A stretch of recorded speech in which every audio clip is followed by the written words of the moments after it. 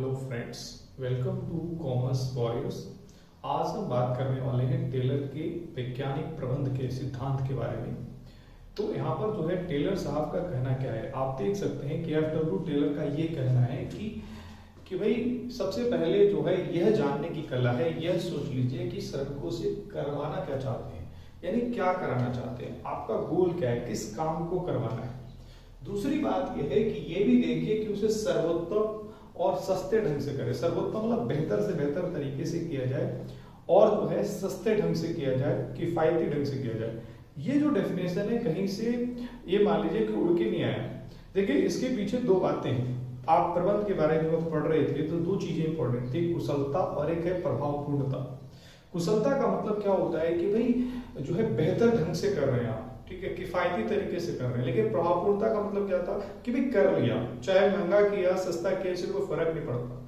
लेकिन यहाँ पर दोनों ही चीजों को है, कुशलता भी होनी चाहिए और प्रभावपूर्णता भी होनी चाहिए, इसीलिए ये डेफिनेशन यहाँ से आया। देखिए यहाँ पर जो है अगला जो है वैज्ञानिक प्रबंध की विशेषताएं, टोटल यहाँ पर 5 पॉइंट मैंने बनाए।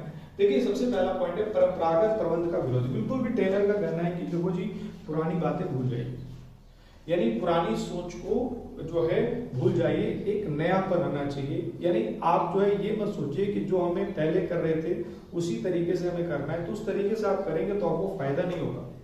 आपको विश्लेषण करके एक अच्छे से अच्छे तरीके को लाना पड़ेगा, लकीर का फकीर मत बनिए। तो देखिए दूसरा पॉइंट जो है गहन विश्लेषण के बाद बनाए गए नियम का कठोरता से पालन। यानी जो आपने नियम बनाए बहुत विश्लेषण के साथ बनाए ना, तो बिल्कुल भी गलती की गुंजाइश नहीं होनी चाहिए, कठोरता से पालन होना ही चाहिए, ठीक है।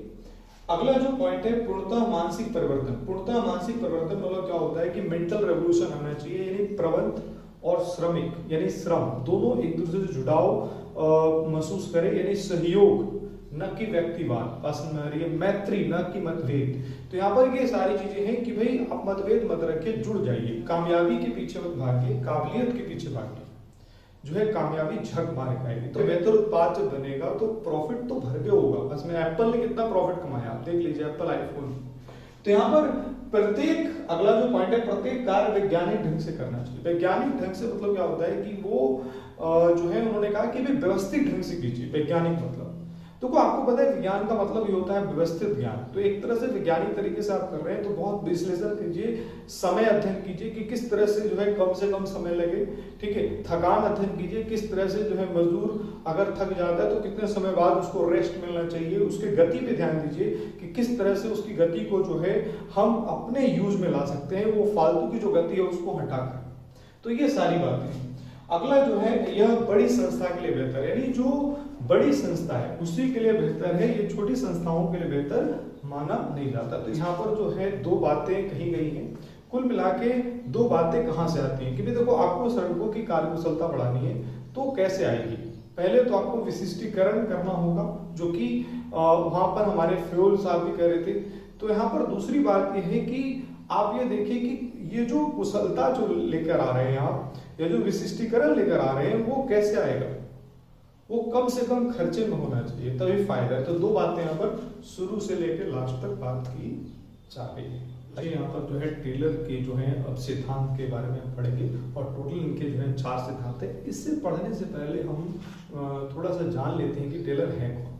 देखिए टेलर एक ऐसे व्यक्ति का नाम है जो महज जो है 6 साल की अवधि में एक तरह से श्रमिक के रूप में जो है उसकी नियुक्ति होती है और 6 साल के अवधि में ही वह जो है मुख्य इंजीनियर के पद तक पहुंच जाता है। मिडवेल स्टील कंपनी जो कि अमेरिका की जो कंपनी थी उस समय।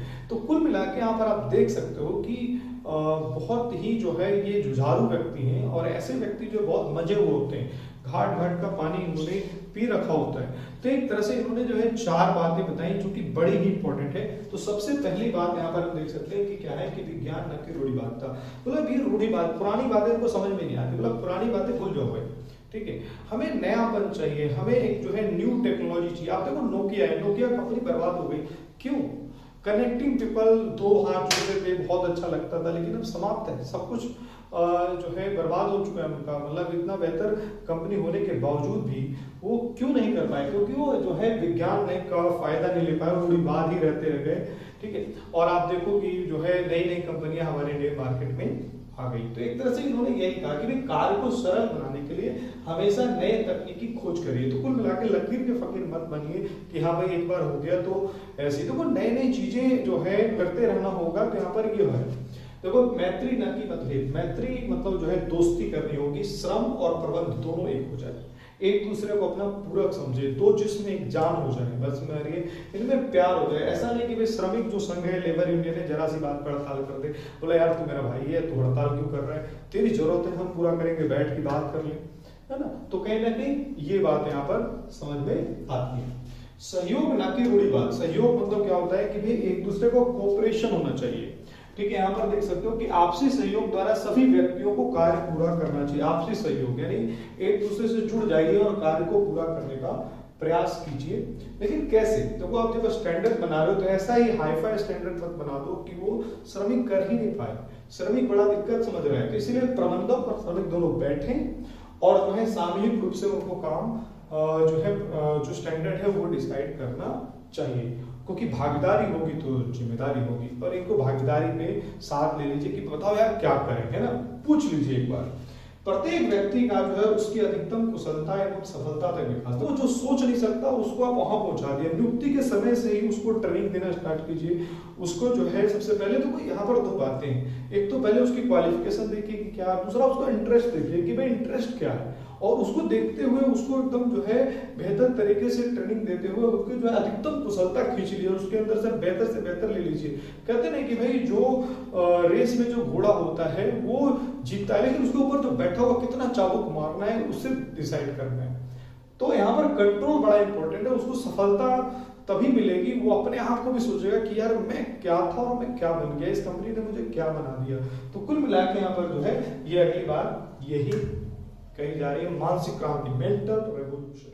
तो हेलो फ्रेंड्स, हम जो है यहाँ पर टेक्निक्स पढ़ने वाले हैं, पद्धतियों को पढ़ने वाले हैं। तो यहाँ पर देखिए सबसे पहला जो है क्रियात्मक फॉर्मेनशिप, यानी जो है फंक्शनल फॉर्मेनशिप क्या होता है। इसमें ये होता है कि जो कार्य है यानी जो काम है उसको छोटे छोटे भागों में बांटकर प्रत्येक कार्य जो है विशेषज्ञ को सौंप दिया जाता है। देखिए यानी जो है ये एक तरह से आप ये मान लीजिए कि जैसे कार्य विभाजन में जो सिद्धांत जो है हेनरी फ्योल साहब ने दिया था, बिल्कुल वही बात की जा रही है।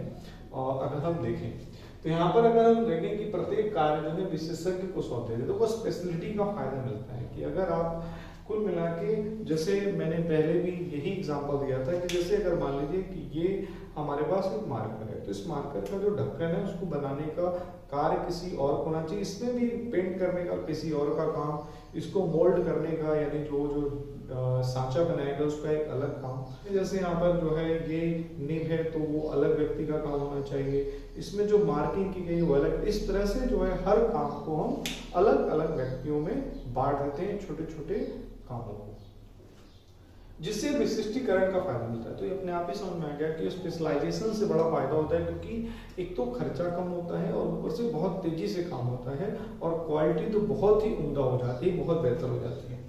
देखिए यहाँ पर इन्होंने कहा कि कारखाना प्रबंधक के कार्य को दो भागों में बांटा जाता है। तो कारखाना प्रबंधक के कार्यों को दो भागों में बांटा गया। तो वो कारखाना प्रबंधक था और उसमें दो, एक नियोजन अधिकारी और एक हमारा उत्पादन अधिकारी। नियोजन अधिकारी का काम है कि प्लान करना, यानी काम करने से पहले, ठीक है, और ये काम करने के वक्त। इसमें क्या है, कार्य मार्ग लिपिक होता है। तो कार्य मार्ग लिपिक में होता है वो कार्य और मार्ग, यानी काम करने का मार्ग कौन सा होगा, यानी किस किस जो है प्रोसेस से यह काम जो है जाएगा, यानी किस तरह से जो है ये काम शुरू होगा और कहां कहां से गुजरकर जो है काम खत्म होगा। तो अगर आप एक कार मैन्युफैक्चरिंग कंपनी में अगर जाएंगे तो देखिएगा कि इसमें किस तरह से ढांचा होता है, उसको पेंट किया जाता है और किस तरह से उसके बाद जो है उसको इंजन, टायर, है ना, उसके जो है ग्लासेस, ये तमाम तरह की चीजें की जाती हैं। तो एक तरह से ये बताना है कि कैसे ये काम धीरे धीरे आगे जाएगा। संकेत कार्ड लिपिक क्या है कि इंस्ट्रक्शन कार्ड जो लिपिक है उसका काम क्या होता है, उसका काम ये होता है कि उसको ये बताना है कि कार्य होगा कैसे, यानी कार्य करने के लिए कौन कौन सी मशीनों का यूज होगा, कौन कौन से औजार का यूज होगा, ठीक है, कार्य करने की प्रक्रिया क्या होगी, ठीक है। तो ये सारी चीजें संकेत कार्ड में लिखी होनी चाहिए, ठीक है। और यहाँ पर समय और लागत जो लिपिक है इसका काम ये होता है कि भाई इसका ये बताना कि कब काम शुरू होगा, कब काम समाप्त होगा, कितनी लागत आएगी उस काम को करने में। तो ये सारी चीजें इसका काम है। बिल्कुल अनुशासन अधिकारी का मतलब ये होता है कि ये काम करने से पहले सब हो रहा है। तो ये बहुत बच्चे कंफ्यूज होते हैं कि भैया ये काम करने से पहले है कि काम करने के बाद है। तो काम करने से पहले के लोग जो है ये नियोजन कर रहे हैं। तो यहाँ पर अनुशासन अधिकारी का काम है कि सारी चीजें जो की गई हैं वो एक व्यवस्थित ढंग से एक बेहतर तरीके से की गई है या नहीं की गई। तो डिसिप्लिन को देखना है कि भाई ऐसा तो नहीं कि इन्होंने जो प्लानिंग की है वो अचीव ही नहीं हो सकता, वो कहीं ना कहीं स्टैंडर्ड ही ऐसा बना दिया गया है कि जिसको अचीव करना बहुत मुश्किल बात है।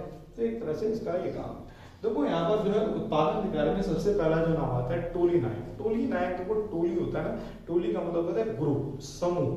तो जो है एक पूरे श्रमिक का जो श्रमिकों को कई सारे ग्रुप में बांट दिया जाता है और हर ग्रुप में एक जो है नायक बनाया जाता है जिसको बॉस कहते हैं। तो इसे गैंग बॉस, तो गैंग मतलब टोली, बॉस मतलब नायक। तो इसका काम ये होता है कि भाई देखना कि श्रमिक काम करने की स्थिति में है या नहीं, कितने श्रमिकों की जरूरत होगी, और यहाँ पर ये भी देखना कि भाई मशीनें काम करने की स्थिति में है या नहीं, क्या रिपेयर तो नहीं चाहिए।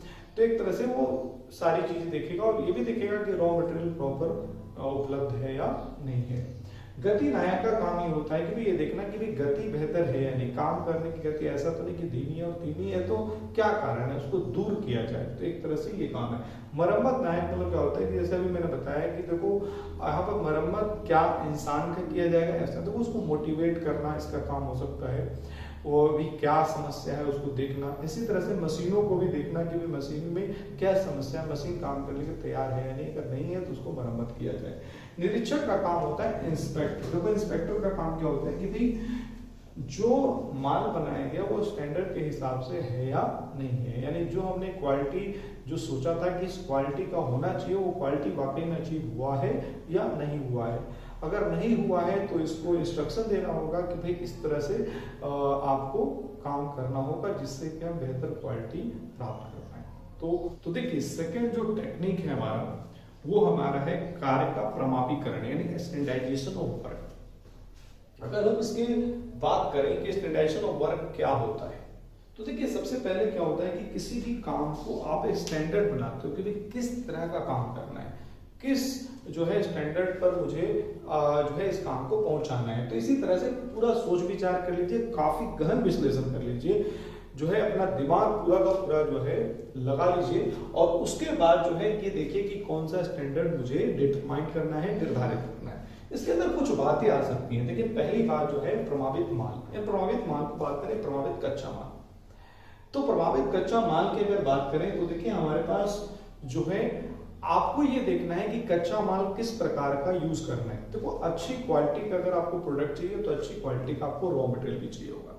अगर जो है आपको एक लोअर क्वालिटी का प्रोडक्ट चाहिए तो लोअर क्वालिटी का रॉ मटेरियल भी यूज कर लीजिए। देखिए सर्फ एक्सेल का एग्जांपल हम देते हैं। सर्फ एक्सेल डिटर्जेंट जो है दो प्रकार के आते हैं, एक इजी वॉश और एक होता है मैटिक। तो मैटिक जो है हाई क्वालिटी प्रोडक्ट है और जो हमारा इजी वॉश है वो लो क्वालिटी प्रोडक्ट है। तो दोनों के लिए रॉ मटेरियल अलग अलग होगा। बस अगली जो बात है प्रभावित मशीनें एवं औजार। देखिए आपको पता है कि मशीनें जो है जितनी बेहतर होगी उतना ही बेहतर प्रोडक्ट बनेगा। अगर आपको बेहतर प्रोडक्ट बनाना है तो बेहतर मशीनें भी चाहिए, बेहतर औजार भी चाहिए। लेकिन अगर आपको थोड़ा सा लो क्वालिटी प्रोडक्ट बनाना है तो उसी हिसाब की मशीनें भी ले लीजिए और उसी हिसाब के औजार भी ले लीजिए। अगला जो है प्रभावित विधि, यानी वह विधि यूज करिए जिससे आपको कम से कम खर्च आए। अगर देखो जिस प्रकार से कुल मिला के की बात है कि भाई कहते हैं जितना गुड़ डालेंगे उतना ही मीठा होगा, तो बस उतना ही है कि अगर आपको जो है एक वह विधि यूज कीजिए जिससे कम से कम लागत आए, क्वालिटी एकदम बेहतर हो, ठीक है, और कम से कम समय में वो माल बन जाए। अगला जो है प्रभावित कार्य दशा। देखिए आपको पता है वर्किंग कंडीशन डिटरमाइन करना है। हर प्रोडक्ट बनाने के लिए एक ही जैसा टेम्परेचर नहीं चाहिए होगा। किसी के लिए ज्यादा टेम्परेचर, किसी के लिए कम टेम्परेचर, किसी के लिए ज्यादा रोशनी चाहिए होगी, किसी के लिए कम रोशनी चाहिए होगी, ठीक है। तो हर सिक्योरिटीज हो सकता है कि भाई कैमरा लगा के रखना होगा क्योंकि आप एक बहुत हाई क्वालिटी प्रोडक्ट बना रहे हैं तो आप बारीक से नजर रखेंगे, ठीक है। हीरे का व्यापारी है तो आपको पूरा एकदम जो है सिक्योरिटी बहुत अच्छी रखनी होगी। लेकिन आप जो है कोयले का काम कर रहे हो तो इतनी सिक्योरिटी की जरूरत नहीं है। तो कुल मिला के ये सारी चीजें होती है। देखिए वैज्ञानिक प्रबंध की पद्धतियां जो है, थर्ड पॉइंट हमारा है सरलीकरण। सरलीकरण वो सिंप्लीफिकेशन होता है। यानी जो है अगर जो है इसको पढ़ाने से पहले मैं एक एग्जांपल लेता हूँ। जैसे किसी भी प्रकार से अगर आप जूते की दुकान पर जाते हो तो आप उससे कहोगे कि भाई मेरे को ना तू 5.25 का जो है नंबर का जूता दे दियो, तो कहेगा पागल है, ये मैं नहीं रखता। तो क्यों नहीं रखता, जरा उससे सवाल पूछिए। वो बोलेगा भाई देखो ऐसा है, इतना चलता भी नहीं और इतनी जरूरत भी नहीं है कि 5.25 रखूं, मैं 5.5 रखूं, 5.75 रखूं। तो वो कहेगा देखो जी मैं 5 नंबर रखता हूँ, मैं 6 नंबर रखता हूँ, मैं 7 रखता हूँ, 8 रखता हूँ, और वो भी जो ज्यादा बिकता है वो ज्यादा रखता हूँ। अनावश्यक प्रकार को बंद कर दीजिए, उत्पादित करना ही बंद कर दीजिए। गुणवत्ता है, अगर आप बहुत हाई फाई क्वालिटी के बना रहे हो और वो हाई फाई क्वालिटी का वो खरीद नहीं रहा, कुल मिला के आप एक ऐसी कॉलोनी में रहते हो जहाँ पे बिक नहीं सकता, तो उसको बंद कर दो भाई। आकार बहुत बड़े आकार का बना रहे हो, ले जाने में भी दिक्कत, लाने में भी दिक्कत। आप वजन है तो एक अनावश्यक वजन का बना रहे हो, यानी 10-20 लीटर का जो है आप जो है कैन बना रहे हो सरसों के तेल का, आप प्रोडक्ट कर रहे हो तो नहीं बिकता। 1 लीटर वाला बिकता है, वो ज्यादा बेचो। तो कुल मिला के वो उत्पाद रखो या वो उत्पाद बनाओ जो बिकता है, जो मार्केट में जरूरत है। तो जिससे कि क्या होगा, लागत में कमी आएगी, यानी कॉस्ट में बड़ा जो है कटौती होगी। दूसरी बात है गुणवत्ता, क्वालिटी बेहतर होगी। जितने कम में आप काम करोगे क्वालिटी आप जो बेहतर होगी, क्योंकि विशिष्टीकरण का फायदा होगा। कम है तो बेहतर है ना।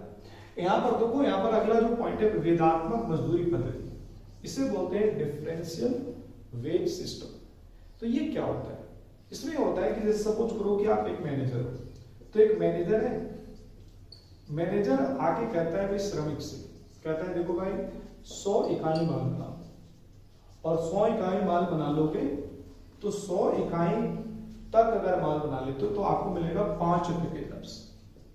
लेकिन अगर आप जो है कम बनाओगे तो आपको 4 रुपए के हिसाब से मिलेगा। तो अगला पूछेगा मालिक अगर 90 बना लेंगे तो क्या होगा, बोला भाई बहुत सही, तो फिर तू जो है 360 रुपए मिलेगा। अब मुझे बताओ कि वो जो श्रमिक होगा ना पागल हो जाएगा, पागल हो जाएगा। वो पता है क्या कहेगा, भाई मर जाऊंगा लेकिन 100 से ज्यादा बनाऊंगा, 100 तो कम तो बनाऊंगा, क्योंकि मुझे 5 रुपए के हिसाब से मिलेगा और 500 रुपए कमा लूंगा, कहाँ मैं 360 कमाऊंगा। तो कुल मिला के ये कहता है कि देखो जी विविधात्मक, यानी अलग अलग मजदूरी रखो, जिससे क्या है अकुशल जो कर्मचारी वो भी कुशल होने की कोशिश करेगा, मर जाएगा लेकिन कहेगा 100 पे पहुंच गए, 120 पे पहुंचा भाई मजे आ जाएंगे, 100 पे पहुंचा मजे आ जाएंगे।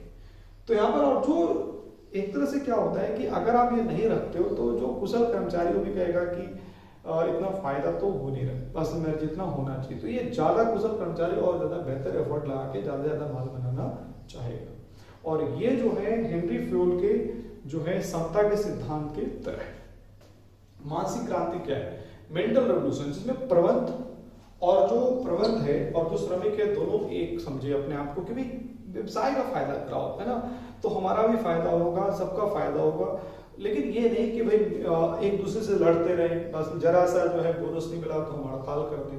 तो दोनों को समझना होगा कि ऐसी प्रबंध की व्यवस्था करनी होगी जिससे कि हड़ताल ही ना करें। यहाँ पर हम पढ़ रहे हैं कार्य का वैज्ञानिक अध्ययन, और यानी scientific study of work. Scientific study क्या होता है कि जब आप देखो एक स्टडी तो आप करते हो लेकिन एक साइंस के हिसाब से आप स्टडी करते हो। तो यहाँ पर सबसे पहला जो हमारा है वो कार्य विधि का अध्ययन है, जिसमें आप मेथड स्टडी करते हो।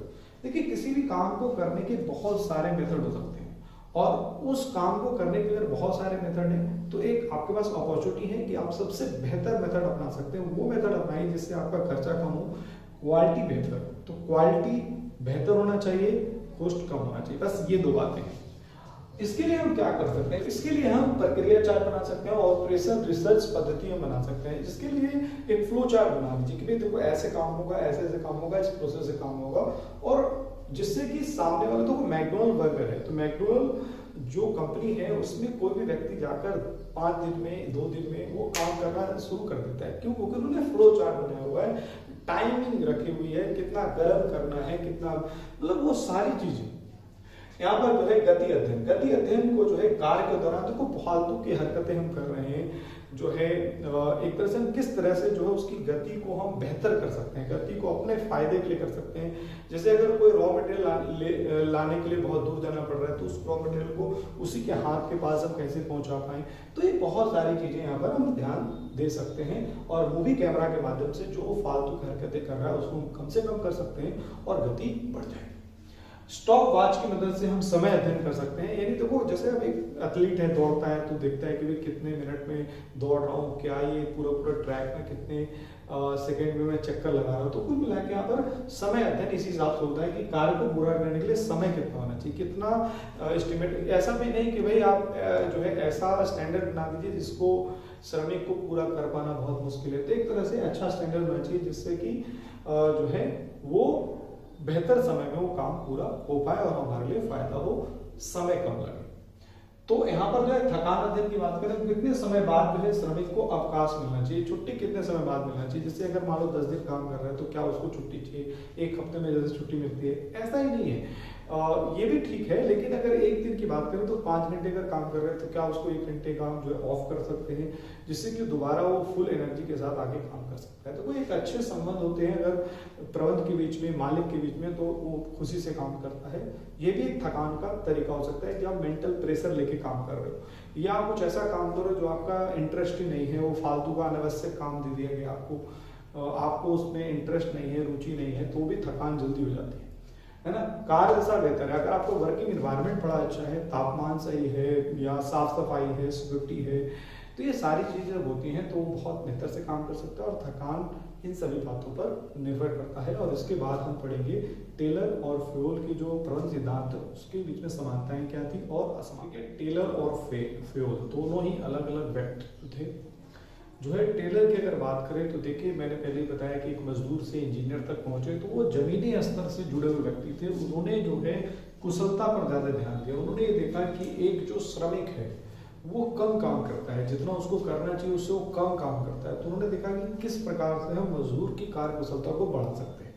लेकिन अगर फ्योल की बात करो तो फ्योल जो है पहले से ही जो है एक उद्योगपति के रूप में वो काम कर रहे थे। तो उनका जो है सबसे पहले तो हायर लेवल जो मैनेजमेंट था यानी उच्च स्तरीय जो प्रबंध था उस पर उन्होंने खास ध्यान दिया। यानी एक तरह से वो ऊपर से नीचे, ऊपर ध्यान दिया, इन्होंने नीचे ध्यान दिया। तो उन्हें जो फ्योल है उनको एक प्रशासनिक विशेषज्ञ कहा जाता है और दूसरी तरफ टेलर जो है वो कुशलता विशेषज्ञ। तो सबसे पहले तो अंतर ये है, लेकिन इन सभी अंतरों के बावजूद भी अगर हम बात करें तो कुछ समानताएं हैं और वो समानताएं हम पढ़ने जा रहे हैं। देखिए सबसे पहले अगर हम बात करें तो सबसे पहले नीचे वाले पॉइंट पर बात करूं तो व्यवहारिक पक्ष पर इन दोनों ने ही बात किया है प्रैक्टिकल। उन्होंने थ्योरेटिकल बात नहीं की कि भाई कुछ ऐसी बातें करती जिसका होना बहुत ही ज्यादा जो है मुमकिन ही नहीं है। तो कुल मिला के उन्होंने कहा कि प्रैक्टिकल होना चाहिए और जितना प्रैक्टिकल हो उतना ही बेहतर है। व्यवहार पे ज्यादा ध्यान दिया है, थ्योरी पर कम ध्यान दिया है।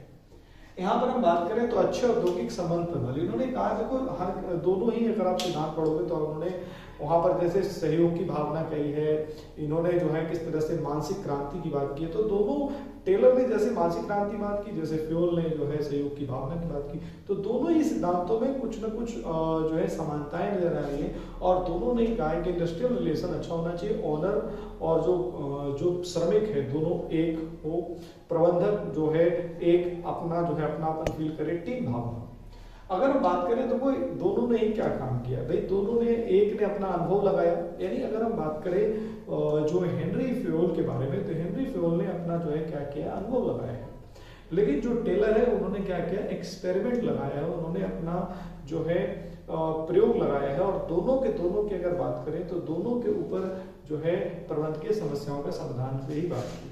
देखिए यहाँ पर बात कर रहे हैं टेलर और प्रबंध के सिद्धांत की असमानताएं के बारे में। देखिए सबसे पहली बात करें तो यहाँ पर जो है पहला जो आधार आता है वो आदेश की एकता है।